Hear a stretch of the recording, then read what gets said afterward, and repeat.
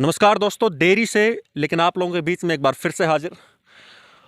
इस वक्त मैं सिर्फ आपसे इतना कहूँगा कि अगर इस वक्त आप चल रहे हैं तो रुक जाइए, अगर आप घूम रहे हैं तो थम जाइए, और इस वक्त अगर आप खाना खा रहे हैं तो अपनी प्लेट को उठाकर कुछ देर के लिए साइड में रख दीजिए, क्योंकि आज मैं आपको बताऊंगा श्रद्धा मर्डर केस की पूरी कहानी में क्या हुआ। जैसे पिछले 8 दिनों से आप मीडिया में तमाम सारी चीज़ें सुनते आ रहे हैं। मीडिया में सिर्फ, चाहे मैं बात करूं इंस्टाग्राम, ट्विटर, फेसबुक, तमाम जगहों पर सिर्फ एक ही बात का जिक्र हो रहा है, और वो ये श्रद्धा मर्डर केस के बारे में।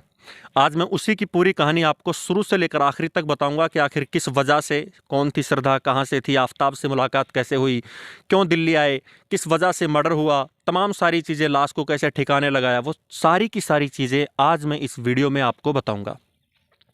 आपसे सिर्फ इतनी रिक्वेस्ट करता हूं कि आप वीडियो को शुरू से लेकर अंत तक बिना स्किप किए इत्मीनान के साथ बैठकर पूरा देखिएगा, और हो सके तो अपने परिवार को ज़रूर दिखाइए, क्योंकि फैमिली में भी आपके बच्चे होंगे, और ताकि उनको भी एक मैसेज जाए, उनको भी इन चीज़ों के बारे में पता चले। तो दोस्तों, कहानी की शुरुआत होती है महाराष्ट्र के पास पालघर से। श्रद्धा, जो जिसके मर्डर की अपन बातचीत कर रहे हैं, वो महाराष्ट्र के पालघर की रहने वाली थी। पिता का नाम विकास, माँ का नाम सुमन, परिवार में एक भाई और श्रद्धा, 4 लोगों का एक परिवार था। दोस्तों, बात है 2019 की। श्रद्धा की मुंबई के मलाड की एक MNC कंपनी में, मल्टीनेशनल कंपनी में, जैसे कि कॉल सेंटर की अगर मैं बात करूं, उसमें उसकी जॉब लगती है। वहाँ पर वो जॉब को ज्वाइन करने के लिए पहुँचती है कंपनी के अंदर। उसी कंपनी में रहते हुए साल 2019 और 20 के बीच की बात है ये, श्रद्धा को एक डेटिंग ऐप के ज़रिए श्रद्धा की मुलाकात होती है आफ्ताब अमीन पूनावाला नाम के एक लड़के के साथ।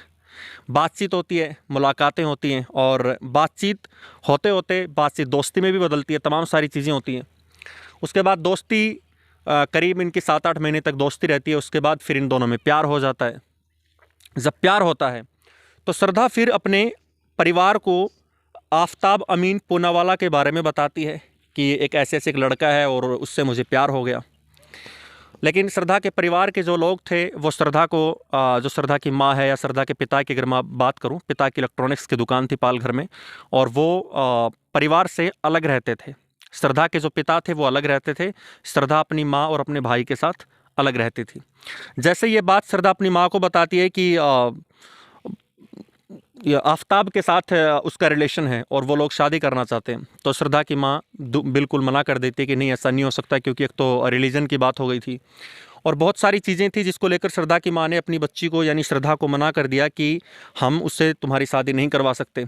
उसके बाद धीरे धीरे बात पिता तक पहुँचती है। जब पिता तक बात पहुँचती है, उसके बाद पिता भी श्रद्धा की इस जो ये ख्वाहिश थी पूनावाला के साथ, आफ्ताब के साथ रिलेशन की, इसमें पिता भी इसको मना करते कि नहीं, ऐसा नहीं होगा। और जब इतनी बातें होती हैं तो उसके बाद श्रद्धा अपने परिवार को ये कह के घर से निकलती है कि आप लोग ये समझ लीजिए कि आज के बाद आपकी कोई लड़की है ही नहीं। इतना कहकर वो वापस मुंबई आ जाती है। उसके बाद वो आफ्ताब के साथ लिव इन में रहना शुरू करती है। लिव इन का मतलब दोस्तों मैं पहले क्लैरिफाई कर दूं कि आखिर लिव इन होता क्या है। लिव इन के बारे में मैं आपको बताऊं, लिव इन का मतलब होता है कि 2 लोग, मेल और फीमेल, लड़का या लड़की, बिना शादी किए एक छत के नीचे आराम से रह सके। ये कोर्ट ने इजाज़त दे रखी है। लिव इन का मतलब है कि 2 मेल फीमेल, लड़का या लड़की, बिना शादी किए अपनी रजामंदी से एक छत के नीचे रह सकें, सो सकें, तो ये लिव इन होता है। और उसके बाद वो फिर मुंबई लौट आती है, आफ्ताब के साथ रहती है। आफ्ताब ये बात अपने परिवार वालों को बताता है कि उसे श्रद्धा नाम की एक लड़की है और उससे प्यार हो गया है और वो लोग साथ रहना चाहते हैं।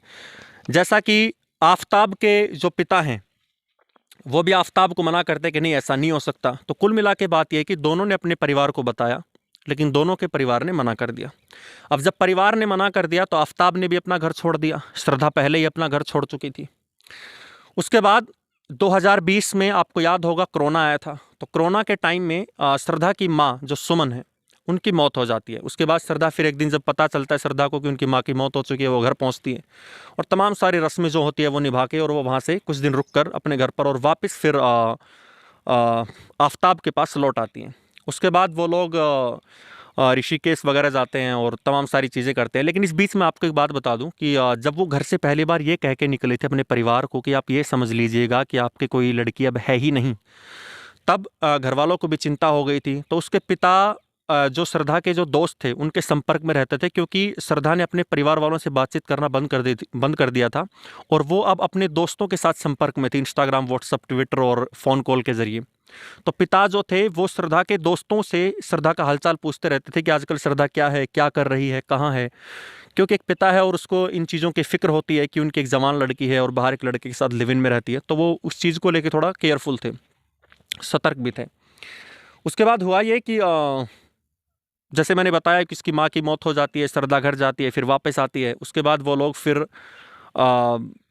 दिल्ली में एक दिल्ली में पहुंचते हैं और दिल्ली में जब वो पहुंचते तो महीना था करीब, मैं आपको बताऊं, मई का महीना, अप्रैल मई का महीना था जब श्रद्धा आफताब के साथ दिल्ली के छतरपुर इलाके में पहुंचती है रहने के लिए। यहाँ आने की 2 वजह, पहली एक बेहतर नौकरी की तलाश में और दूसरी परिवार की जो खिचखिच थी कि साथ नहीं रहना वगैरह वगैरह, इन चीज़ों से छुटकारा पाने के लिए वो आफताब के साथ दिल्ली के छतरपुर में आके रहने लग जाती है। वक्त गुजरता है धीरे धीरे, करीब 6 महीने से श्रद्धा के दोस्तों की श्रद्धा से बातचीत होना बंद हो गई थी। ये बात है मई में श्रद्धा का मर्डर हुआ था। तारीख एक बार मैं थोड़ा आपको बताऊं दोस्तों, ये बात है 18 मई 2022 को श्रद्धा का मर्डर हुआ था। और मर्डर से पहले, दिल्ली आने से पहले श्रद्धा हिमाचल, उत्तराखंड, तमाम सारी जगहों पर, ऋषिकेश जैसी जगहों पर घूम के आई थी। उसके बाद फिर वो दिल्ली में सेटल हुई आफताब के साथ लिव इन में, एक मकान में, एक छत के नीचे। और जब कई दिनों तक परिवार का संपर्क नहीं हुआ श्रद्धा से और दोस्तों का भी जब श्रद्धा से संपर्क होना धीरे धीरे बंद हो गया, तो एक दिन श्रद्धा के एक दोस्त ने श्रद्धा के भाई को फ़ोन किया कि श्रद्धा से मेरी बातचीत नहीं हो रही, काफ़ी दिन हो गए, और क्या उसने कोई दूसरा नंबर ले लिया या कोई नंबर बदल लिया तो मुझे दो। जब ये बात श्रद्धा के भाई को पता चलती है कि श्रद्धा से कोई बातचीत हो नहीं रही है, तो श्रद्धा का भाई फिर ये बात अपने पिता को बताता है। पिता को जब ये बात पता चलती है तो पिता चिंतित हो जाते हैं, परेशान हो जाते हैं। उसके बाद फिर पिता अब महाराष्ट्र के उसी पालघर के पुलिस स्टेशन में पहुंचते हैं, शिकायत दर्ज करवाते हैं श्रद्धा के बारे में कि मेरी बेटी, और पूरा किस्सा उनको बताते हैं कि आफताब नाम के लड़के के साथ थी, काफ़ी दिनों से लिव इन में थी, मुंबई थी, उसके बाद दिल्ली चली गई। ये तमाम सारी चीज़ें पिता पुलिस स्टेशन में रिपोर्ट दर्ज करवाते। उसके बाद पुलिस कहती है कि केस तो दिल्ली पुलिस के अधीन आता है। उसके बाद फिर करीब 8 नवंबर को जो पिता हैं वो दिल्ली पुलिस महरौली थाने में आते हैं, रिपोर्ट दर्ज करवाते हैं, सारी जो शिकायत थी उनकी जो बताते हैं कि भैया ऐसे ऐसे मेरी लड़की थी, पिछले कुछ दिनों से बातचीत नहीं हो रही, करीब 6 महीने होने जा रही हैं, आफताब नाम के एक लड़के के साथ लिव इन में थी। दिल्ली पुलिस को जब ये चीज़ पता चलती है तो दिल्ली पुलिस फिर आफताब के खिलाफ धारा 302 हत्या और 201 अपराध के लिए जो सबूत होते हैं उनको मिटाने के जुर्म में उनके खिलाफ FIR दर्ज करती है आफताब के खिलाफ। उसके बाद होता क्या है कि दिल्ली पुलिस फिर आफताब के घर पहुंचती है सुबह सुबह, लेकिन जब जैसे कॉल डिटेल निकालती है, तमाम सारी चीज़ों का जब पता चलता है, तो उसके बाद कॉल डिटेल निकालने के बाद पुलिस को पता चलता है कि आफताब अभी भी उसी छतरपुर के उसी मकान के अंदर रह रहा है। दिल्ली पुलिस सुबह सुबह पहुंचती है, आफताब को वहां से उठाती है और उठाने के बाद फिर पता चलता है कि आफताब ने तो 18 मई को ही, यानी दिल्ली सेटल होने के करीब 15 से 18 दिन के बाद ही, मुंबई छोड़ के जब वो दिल्ली आए तो दिल्ली आने के 15 से 18 दिन के बाद ही आफताब ने श्रद्धा का मर्डर कर दिया। पुलिस ने जब आफताब से मर्डर की वजह पूछी कि आपने खून क्यों किया, तो आफताब ने बताया कि हमारे बीच अक्सर लड़ाई होती थी, लड़ाई का मुख्य कारण ये था, एक तो मेन रीज़न ये था कि श्रद्धा शादी का दबाव डाल रही थी कि शादी कर लेते, काफ़ी दिन हो गए लिव इन में रहते हुए। दूसरा, एक फाइनेंशियल कंडीशन भी थी कि श्रद्धा कहती थी अब घर खर्चा कहाँ से आएगा, तो तमाम सारी चीज़ें थी, क्योंकि नौकरी भी छूट गई थी। वो तमाम सारी चीज़ों को देखते हुए फिर एक दिन गुस्सा इस हद तक बढ़ गया कि हमने खाना खाया भी नहीं था, रात का समय था, और गुस्सा इस वक्त, श्रद्धा ने उस वक्त वो बातें छेड़ दी शादी की और करियर को लेकर। तो उस चीज़ में वो गुस्सा इस हद तक बढ़ गया कि उसके बाद आफताब ने श्रद्धा का गला दबाकर उसको मौत के घाट उतार दिया। लेकिन दोस्तों सबसे बड़ी बात यह है कि उस पूरे मामले में जिस तरीके से इस हत्या को अंजाम दिया गया, जिस तरीके से उस श्रद्धा की बॉडी के साथ जो खिलवाड़ किया गया, वो आपके रोंगटे खड़े कर देने वाला है। क्योंकि आफताब से जब पूछताछ हुई तो आफताब ने बताया कि उसने श्रद्धा के शरीर के 35 टुकड़े किए, बाकायदा उसके लिए वो बाजार गया, जैसे जिस रात को श्रद्धा का मर्डर हुआ उसके अगले दिन वो बाजार पहुंचता है, वहाँ से 300 लीटर का फ्रीज खरीदता है। फ्रीज क्यों खरीदता है? क्योंकि बॉडी क्या है कि जब इंसान का शरीर जब बॉडी इंसान जब मर जाता है तो उसके बाद शरीर जो है वो कुछ समय के बाद सड़ना शुरू हो जाता है। तो आफ्ताब ने फ्रीज इसलिए ख़रीदा कि उस फ्रीज के अंदर वो श्रद्धा की बॉडी को रख सके। उसके बाद दुकान से आरी खरीदता है, उससे घर आता है। घर आने के बाद उसकी लाश को हर रात को वो काटना शुरू करता है। करीब 35 टुकड़े उसने किए, जैसा कि उसने बताया कि उसने 35 टुकड़े किए।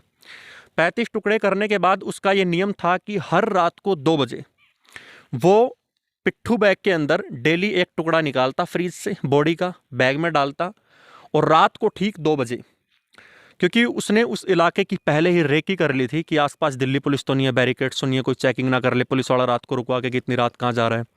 तो सारी चीज़ उसने पहले से ही देख ली थी। उसके बाद फिर वो छतरपुर के जंगल में और तमाम आसपास के जितने भी जंगल थे, छतरपुर हो गया, महरौली हो गया, उन जंगलों में रात को 2 बजे जाता, बैग से टुकड़ा निकालता और बॉडी को जंगल में फेंक के वापस घर आ जाता। ये वो डेली करता, आता, सोता, खाता पीता, खाना पीना रूटीन से था।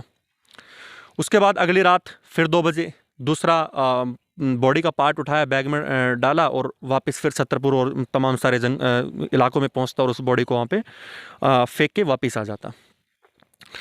तो ये उसने करीब 15-16 दिन, अगर मैं सही हूँ तो उसने करीब इतने दिन तक ये चीज़ें की, और जैसा मैंने बताया 35 टुकड़े किया। तो जिसने भी इस खबर को सुना कि दिल्ली में श्रद्धा आफ्ताब का एक ऐसा केस आया है जिसमें श्रद्धा को इस तरीके से उसी के प्रेमी ने जिसके साथ वो लिव इन में थी 35 टुकड़ों में बांट दिया, तो हर किसी के रोंगटे खड़े हो गए, क्योंकि ये कहीं ना कहीं एक हैवानियत का नंगा नाच, अगर मैं इसको बोलूँ, हैवानियत का बहुत बड़ा रूप है कि इंसान सोच भी नहीं सकता कि कोई अपनी प्रेमिका के साथ या अपने साथ कोई अगर दोस्त भी है, लिव इन में जो भी है, उनके साथ इस हद तक आदमी को गुस्सा आए कि उसके टुकड़ों, उसके शरीर को 35 टुकड़ों में बांट दें। तो फिलहाल के लिए मैं सिर्फ इतना ही, मेरा मकसद था आपको इस बारे में बताऊं, रूबरू करवाऊं कि श्रद्धा कौन थी। जैसा मैंने बताया, महाराष्ट्र के पालघर से, उसके बाद आफ्ताब के संपर्क में आती है, मुंबई की MNC कंपनी में काम करती है, परिवार से नाराज़ होकर दोनों दिल्ली सेटल होते हैं। दिल्ली सेटल होने के कुछ दिनों बाद, 10 से 15 दिन के बाद, आफ्ताब अपनी प्रेमिका श्रद्धा का मर्डर कर देता है। तो अब तक के लिए सिर्फ इतना। अगर आपको वीडियो अच्छा लगा हो और इस केस के बारे में जितनी भी डिटेल आएंगी, हम आपको लगातार इस चैनल के ऊपर वो अपडेट देते रहेंगे। और बस तब तक आपसे सिर्फ इतना है कि वीडियो पर डटे रहिए, टिके रहिए। अगर वीडियो अच्छा लगे या इस केस के बारे में अगर आपकी कोई राय हो तो कमेंट सेक्शन में कमेंट करके ज़रूर बताइए। मिलते हैं फिर किसी दूसरे वीडियो के साथ। Thank you.